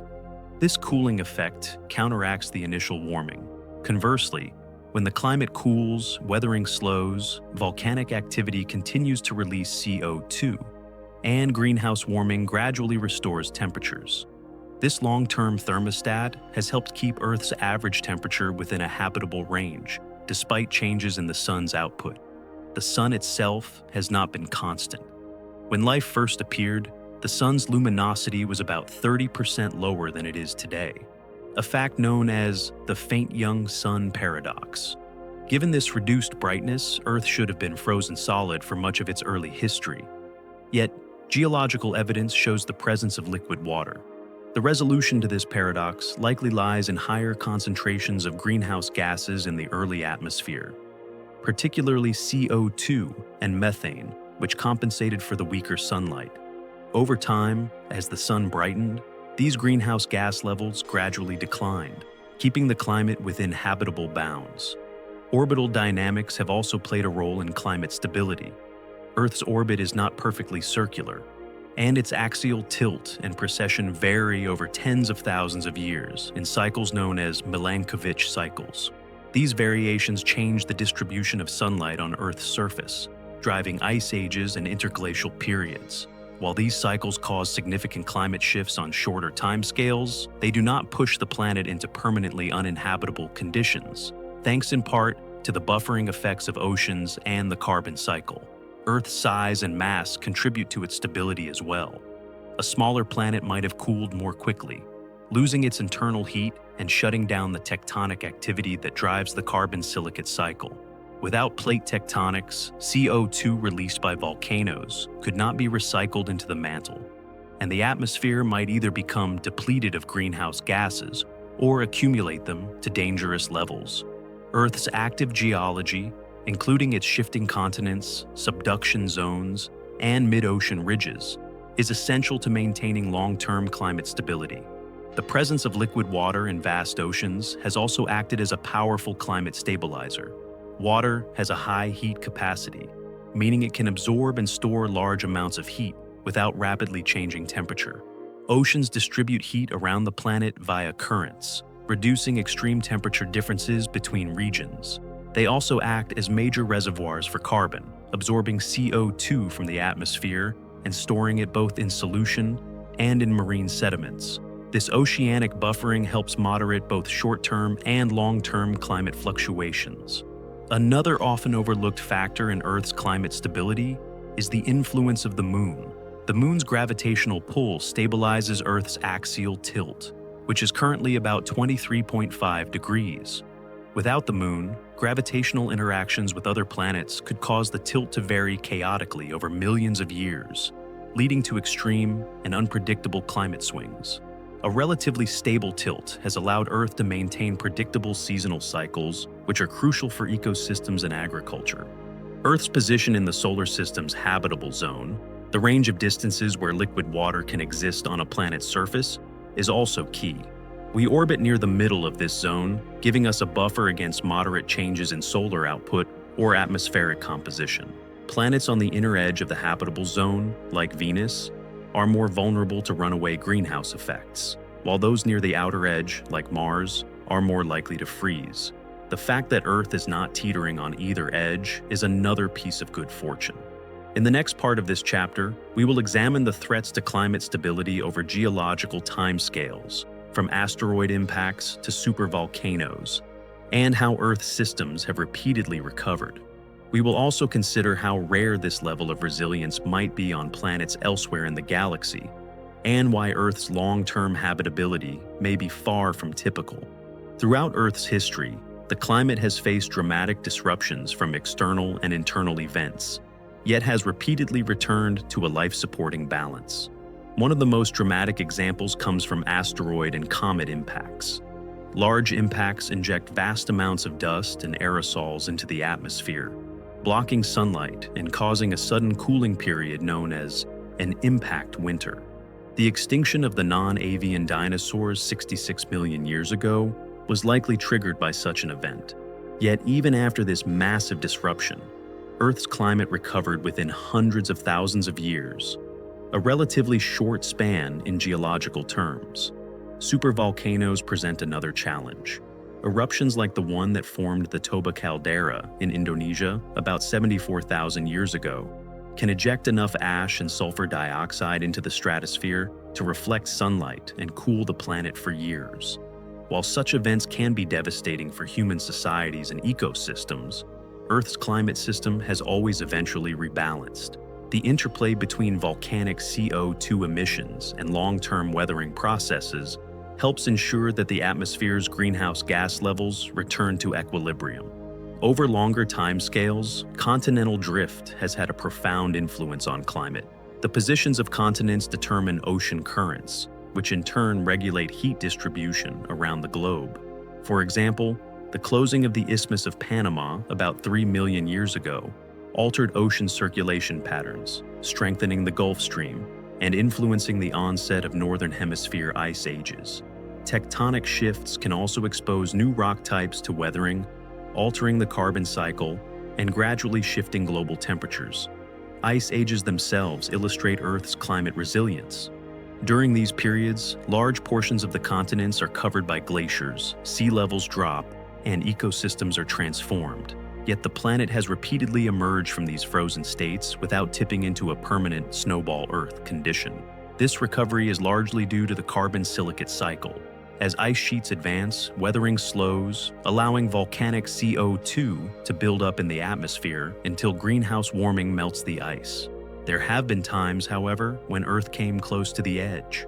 During the Neoproterozoic era, between 720 and 635 million years ago, geological evidence suggests the planet experienced snowball Earth episodes in which ice may have covered most of the surface. Escaping these frozen conditions required massive volcanic CO2 emissions over millions of years, eventually triggering rapid warming. These extreme events highlight both the fragility and resilience of the climate system. Fragile in that it can be pushed to extremes, resilient in that it can eventually recover. Astrobiologists studying exoplanets increasingly suspect that such resilience may be rare. Many planets, even if they form in a habitable zone, may lack the combination of plate tectonics, large oceans, a stabilizing moon, and the right atmospheric composition to maintain stability over billions of years. A planet could start out habitable, but drift into a runaway greenhouse or plunge into a deep freeze within a few 100 million years. In that light, Earth's 3.5 billion year stretch of continuous habitability begins to look exceptional. Another factor in our planet's stability is the relative calm of our solar neighborhood. Close supernovae or gamma-ray bursts could strip away much of the atmosphere or significantly alter climate chemistry. Our location between spiral arms in a low-density region of the galaxy likely reduces the frequency of such potentially climate-altering events. This cosmic stability has allowed Earth's own regulatory systems to operate without being reset by catastrophic cosmic blasts. Even today, Earth's climate is not static. Human activity is now altering greenhouse gas concentrations at a rate unprecedented in recent geological history, pushing the planet into a warming phase far faster than most natural processes. While the long-term geological feedback systems that have kept Earth stable will eventually restore balance, this process could take hundreds of thousands of years, far beyond human timescales. The fact that we are able to affect this stability so profoundly is a reminder of both the power and the fragility of the systems that have protected life for billions of years.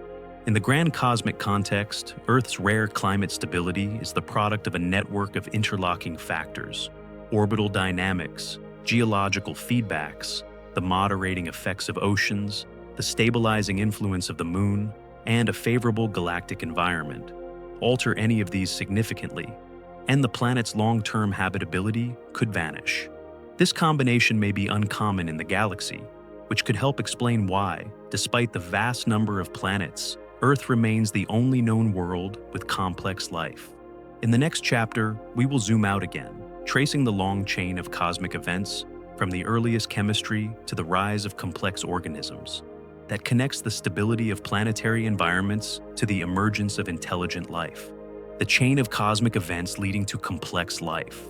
The existence of complex multicellular life on Earth is the culmination of a sequence of events so intricate and interconnected that altering any one of them might have led to a barren world.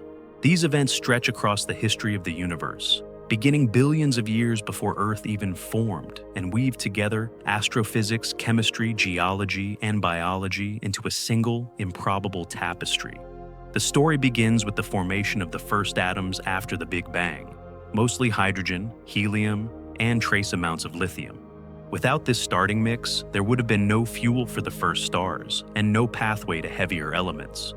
Those first stars, massive and short-lived, forged carbon, oxygen, nitrogen, and other essential elements in their cores before ending their lives in violent supernova explosions. The debris from these explosions enriched the interstellar medium, seeding it with the ingredients needed for planets and life. For complex life to be possible, the galaxy needed multiple generations of stars to cycle through birth and death, gradually increasing the abundance of heavy elements. If the galaxy's star formation rate had been too slow, there might never have been enough carbon, oxygen, or iron to form Earth-like planets. If it had been too fast, the galaxy could have become overcrowded with massive stars and supernovae, creating an environment too hostile for life to survive long enough to evolve. Our solar system formed in a chemically rich region of the Milky Way, about 4.6 billion years ago, from a molecular cloud likely enriched by one or more nearby supernovae. These enriching events delivered short-lived radioactive isotopes, such as aluminum-26, which generated heat in the early solar system. This internal heating allowed planetary bodies to differentiate, separating into layers with distinct compositions. For Earth, this meant forming a dense metallic core that would eventually power the magnetic field, shielding the surface from harmful solar and cosmic radiation. Earth's formation also required a delicate balance of collisions. During the chaotic early stages of the solar system, planetary embryos frequently collided, merging into larger worlds. Too many large impacts could have stripped away Earth's atmosphere and oceans. Too few might have left the planet too small to hold on to them. One particular collision, with a Mars-sized body often referred to as Theia, was especially pivotal. This giant impact not only added mass to Earth, but also created the Moon, whose gravitational influence has since stabilized Earth's axial tilt and contributed to the long-term climate stability crucial for complex life. The planet's position in the solar system's habitable zone placed it at the right distance for liquid water to exist on the surface. But just being in the habitable zone is not enough. Earth also needed a thick atmosphere to trap heat, oceans to moderate climate, and a stable rotation period to prevent extreme temperature swings. Many of these conditions arose from the interplay of planetary mass, composition, and history, factors that could easily have turned out differently. Life's first appearance on Earth remains mysterious, but geological evidence suggests it emerged relatively quickly, within a few 100 million years of the planet's formation.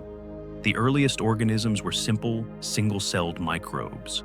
The jump from simple life to complex, multicellular organisms took far longer, over 3 billion years, and depended on a series of evolutionary innovations and environmental changes. One of the most significant was the development of oxygenic photosynthesis by cyanobacteria around 2.5 billion years ago. This process released oxygen into the atmosphere, eventually enabling the evolution of aerobic respiration, which is far more energy efficient than anaerobic metabolism. The rise of oxygen, known as the Great Oxidation Event, was both a blessing and a challenge. While it made complex life possible, it also posed a lethal threat to organisms that had evolved in an oxygen-free world. This environmental shift triggered mass extinctions, but also opened ecological niches for new forms of life. Oxygen also played a critical role in forming the ozone layer, which shields the surface from harmful ultraviolet radiation, allowing life to thrive on land. Another key step in the chain was the emergence of eukaryotic cells with internal compartments, including a nucleus and energy-producing organelles called mitochondria. Mitochondria are believed to have originated when one cell engulfed another in a symbiotic relationship, a rare event that provided eukaryotes with vastly greater energy production capacity. This extra energy supported the development of larger, more complex cells and eventually multicellular organisms. The jump from multicellular life to complex ecosystems required further planetary stability. Earth's tectonic activity continued to recycle nutrients through volcanic outgassing, weathering, and ocean circulation. Periodic ice ages and environmental stresses may have driven evolutionary bursts as species adapted to changing conditions. One such burst, the Cambrian explosion, about 541 million years ago, saw the rapid diversification of life forms, filling the oceans with a wide variety of body plans and ecological strategies. In the next part of this chapter, we'll explore the more recent phases of this chain, from the colonization of land to the rise of intelligence, and consider how each step depended on the delicate interplay of cosmic, planetary, and biological factors that began long before Earth was born. Following the Cambrian explosion, life began to explore new environments and adapt to a wider range of ecological niches. One of the most transformative shifts was the colonization of land. This step required several preconditions: an atmosphere with enough oxygen to support aerobic metabolism, an ozone layer thick enough to shield against harmful ultraviolet radiation, and plants capable of surviving outside of water. The emergence of vascular plants, which could transport water and nutrients internally, allowed the first green landscapes to take shape, stabilizing soils and altering atmospheric composition. The spread of plants onto land had profound climate and ecological effects. Plants absorbed CO2 during photosynthesis, lowering atmospheric greenhouse gas levels and contributing to global cooling events. Their roots broke down rocks, accelerating the carbon silicate cycle and enhancing nutrient cycling. These processes created fertile soils, paving the way for the next wave of terrestrial colonizers. arthropods, amphibians, reptiles, and eventually mammals. Throughout this time, Earth's environmental stability remained critical. Periodic disruptions, such as asteroid impacts, volcanic supereruptions, and ice ages, caused mass extinctions, but did not completely reset the evolutionary clock. Instead, they often acted as filters, eliminating dominant species and opening ecological niches for survivors to diversify. The Permian-Triassic extinction about 252 million years ago, the most severe in Earth's history, wiped out roughly 90% of marine species and 70% of terrestrial species. Yet, even this cataclysm set the stage for the rise of new groups, including the dinosaurs. The eventual extinction of the dinosaurs 66 million years ago, likely triggered by a massive asteroid impact combined with volcanic activity, was another pivotal turning point. Without this event, mammals might never have risen to ecological dominance. In the wake of the dinosaurs' disappearance, mammals diversified rapidly, occupying niches that had been unavailable to them for over 100 million years. Among these mammals were primates, whose adaptations, including grasping hands, stereoscopic vision, and large brains relative to body size, set the stage for the emergence of human ancestors. Climate fluctuations over the past few million years also shaped human evolution. The Pleistocene epoch was characterized by repeated glacial-interglacial cycles, each lasting tens of thousands of years. These cycles created shifting environments, forcing human ancestors to adapt to changing habitats, migrate, and develop new survival strategies. It is during this period that Homo sapiens evolved, around 300,000 years ago, in Africa. Our species' adaptability, aided by tool-making, language, and social cooperation, allowed us to spread across the globe, occupying environments from Arctic tundras to tropical rainforests. Yet the very existence of intelligent, technologically capable life depended on every prior link in the cosmic chain holding firm.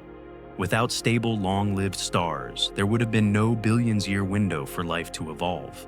Without the triple alpha process in stars, there would have been no carbon for complex chemistry. Without plate tectonics and the carbon-silicate cycle, Earth's climate might have veered into uninhabitable extremes long before complex life could emerge. Without the moon, Earth's axial tilt might have shifted chaotically, disrupting climate patterns critical to long-term evolutionary stability. The emergence of intelligence is itself a rare and poorly understood phenomenon. Complex multicellularity has evolved multiple times on Earth, but only one lineage, ours, developed the combination of cognitive capacity, dexterity, and social complexity necessary for advanced technology. This raises profound questions. Was intelligence an inevitable outcome of evolution given enough time, or is it an exceedingly rare accident? Whatever the answer, it could not have happened without the entire cosmic sequence preceding it.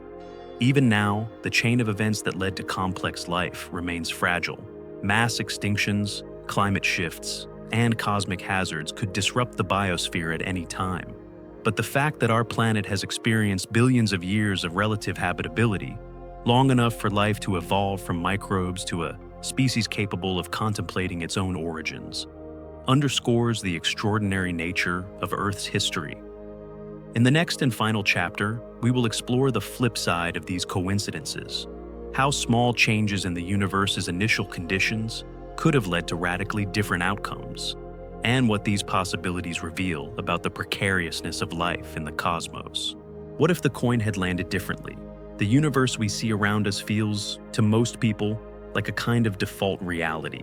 The stars are there when we look up, planets follow their paths, oceans sparkle under the sunlight, and the conditions that support our lives seem steady and inevitable. But when you look at the deep story of how this reality came to be, the picture changes.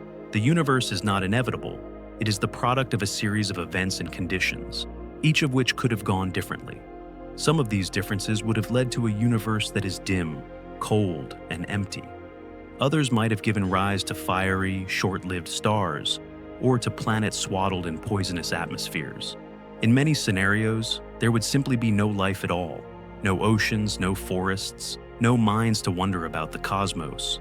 If we start at the very beginning, The moment right after the Big Bang, the first and most delicate coin toss, was the setting of the fundamental constants, those unchanging numbers that describe the strength of the forces of nature: gravity, the electromagnetic force, the strong and weak nuclear forces, and the properties of particles like the proton and electron were fixed within the first instance.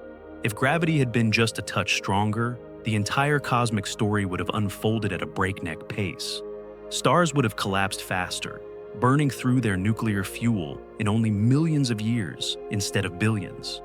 There would have been no time for complex chemistry to take root on any planet that formed. A galaxy filled with short-lived, massive stars might have been spectacular to look at. But in such a universe, the slow dance of evolution would never have had the chance to play out. If gravity had been weaker, the opposite problem emerges. Matter would have had trouble clumping together at all. The tiny density ripples in the early universe, the seeds from which galaxies and stars grew, would have remained faint smudges in an expanding sea of gas. No stars would ignite, no planets would coalesce, and the universe would be an endless dark void. The electromagnetic force is equally vital. It dictates the way charged particles interact, the way atoms hold together, and the way light behaves. Make it stronger, and electrons would cling too tightly to their nuclei, making chemical reactions sluggish or impossible. In such a universe, the rich diversity of molecular structures, the chains, rings, and lattices that make up life, might never form. Make it weaker, and atoms themselves might not stay intact, their electrons wandering away too easily. In that case, matter as we know it would never solidify into planets or living cells. Perhaps the most famous knife-edge condition in all of physics is the triple alpha process, the way stars forge carbon from helium. This process relies on a resonance in the carbon-12 nucleus at exactly the right energy. Shift that resonance just slightly, and carbon production in stars plummets. Without carbon, the backbone of organic chemistry disappears. Proteins, DNA, cell membranes, all of them depend on carbon's ability to form stable, complex bonds. If that resonance shifted the other way, carbon might be overproduced at the expense of oxygen, upsetting the balance of elements life depends on. We might imagine worlds rich in carbon, but oxygen poor, where combustion is impossible and water is rare, perhaps lifeless deserts lit by alien suns. Another delicate coin toss happened in the first second after the Big Bang, the matter-antimatter imbalance. Theory suggests that the universe created matter and antimatter in almost equal amounts. When they meet, they annihilate in a burst of energy, leaving only photons behind. If they had been perfectly equal, nothing solid would remain. No stars, no planets, no observers. Instead, for reasons still mysterious, there was a surplus of just one particle of matter for every billion matter-antimatter pairs. That tiny excess is what everything in the universe today is made from. Every mountain, every drop of water, every cell in your body. If that surplus had been smaller, there might not have been enough matter to form more than a handful of stars. If it had been larger, the universe might have been more crowded and violent, with early galaxies packed so tightly that they tore themselves apart. Even if the large-scale physics worked out in our favor, the unfolding of cosmic history still required more lucky breaks. Our solar system's position in the Milky Way is one of them. Had we formed in the dense inner galaxy, nearby supernovae might have bombarded Earth with sterilizing radiation. In the sparse outer reaches, there might not have been enough heavy elements to form rocky planets at all. Our quiet middle-distance orbit around the galactic center provides both chemical richness and a relatively calm environment, a combination not guaranteed for every star. Within the solar system itself, the sequence of impacts during Earth's formation was another set of high-stakes coin flips. The giant impact that created the Moon was particularly critical. Without the Moon's stabilizing gravitational influence, Earth's axial tilt could have varied chaotically over millions of years, causing extreme climate swings that might have made it difficult for life to survive. But the impact had to be just right. Too violent, and it could have stripped Earth of its atmosphere and oceans. Too gentle, and no moon would have formed. Water delivery was another fragile moment. Earth likely acquired much of its water from icy planetesimals and comets during the late stages of formation. Too little water, and Earth might have been a dry, barren rock. Too much, and it could have become a water world with no continents, a scenario that might limit the cycling of nutrients and the diversity of environments where life could evolve. The balance we have today, oceans covering about 70% of the surface with significant land masses, is ideal for a wide range of ecosystems. Even the early atmosphere had to strike a balance. A thicker blanket of greenhouse gases could have pushed the planet into a Venus-like runaway greenhouse, boiling away the oceans. A thinner atmosphere could have left the surface frozen, more like Mars. Over billions of years, volcanic outgassing, chemical weathering, and the carbon silicate cycle kept the climate within a habitable range. Without this natural thermostat, Earth might have tipped permanently toward heat or cold long before complex life arose. These are just a few of the turning points where the coin might have landed differently. In the next part of this chapter, we will push these scenarios further, imagining not just small variations, but entirely different kinds of universes and planetary systems, and asking whether life could have adapted to them, or whether our existence is the result of a truly unique and fragile chain of cosmic luck. If small nudges to the laws of nature can erase carbon or halt star formation, what about worlds where the laws remain the same, but the initial conditions diverge? Picture an Earth with a thicker primordial atmosphere, rich in carbon dioxide and water vapor.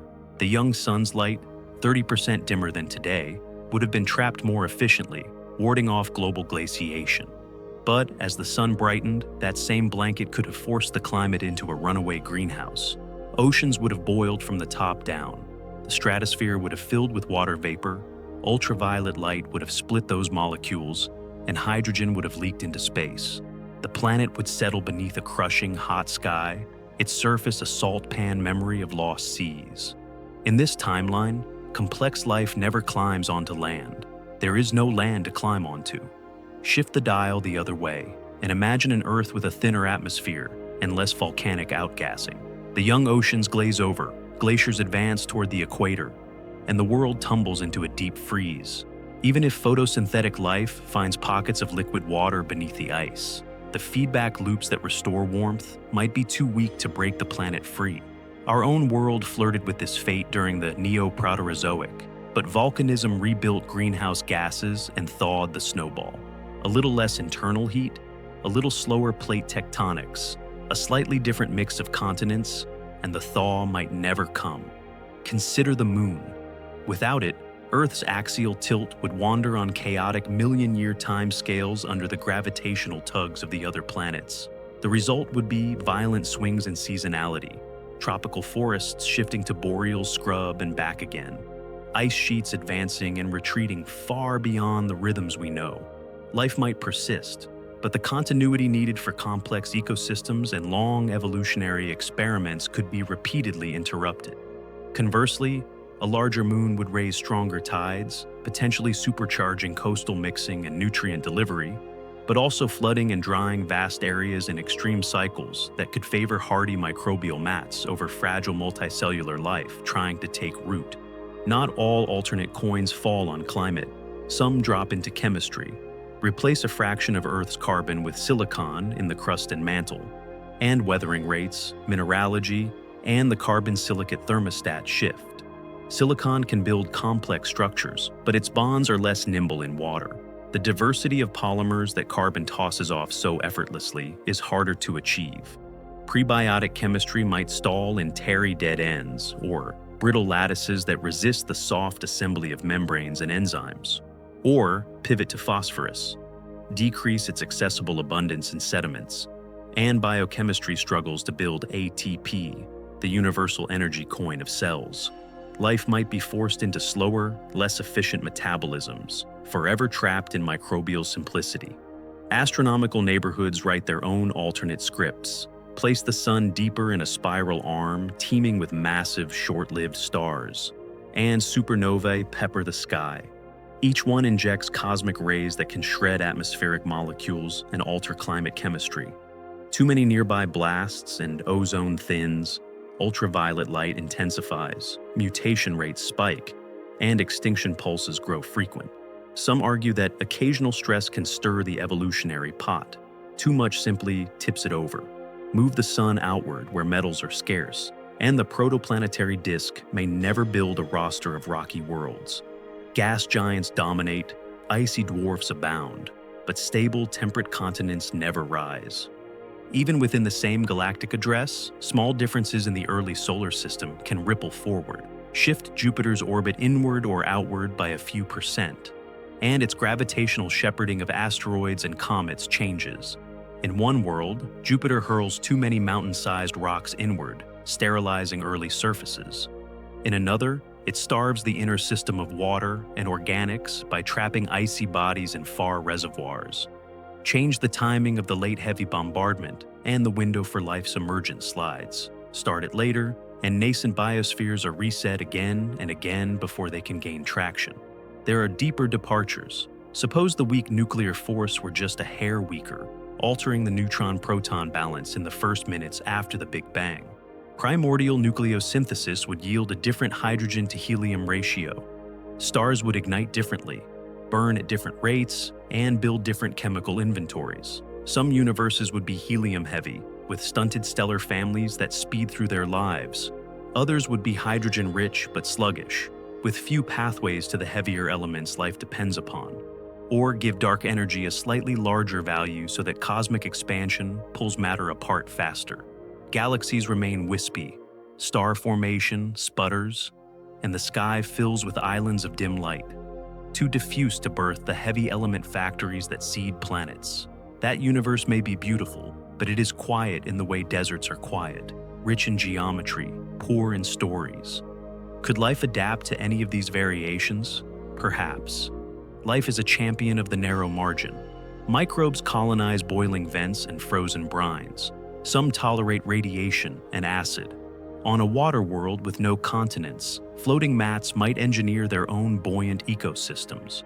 On a planet with extreme tides, organisms could synchronize to the tidal clock, evolving elastic tissues and resilient shells. In a red dwarf system, where the star flares and planets lock one face to perpetual day, life might huddle in twilight belts, shielded beneath clouds or ice.